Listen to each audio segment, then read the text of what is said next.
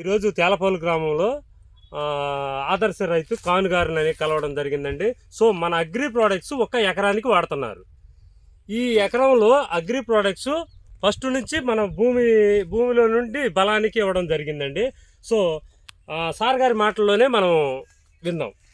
So sir, మనం మీకు ఒక్క ఎకరానికి మాత్రం మేము అగ్రి గ్రాన్యువల్స్ కానీ 82 కానీ, సో అగ్రి హ్యూమిక్ లిక్విడ్ కానీ, నానోటెక్ కానీ, అగ్రి గోల్డ్ కానీ మీకు ఇవ్వడం జరిగింది. ఈ ప్రోడక్ట్స్ ఎలా ఉన్నాయి, మీ చేనుకి ఎలా పనిచేస్తున్నాయి అనేది మీ మాటల్లో కొంచెం మా వివరించండి మా వాళ్ళకి. మరి ఆ గ్రానుల్స్ తెలిసిన తర్వాత మనం సౌడుకి వేసామన్నమాట.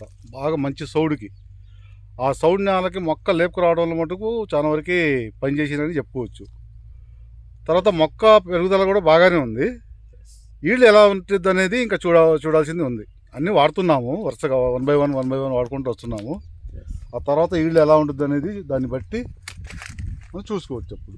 ఓకే సార్, అంటే మీరు సాటిస్ఫై అవుతున్నారు.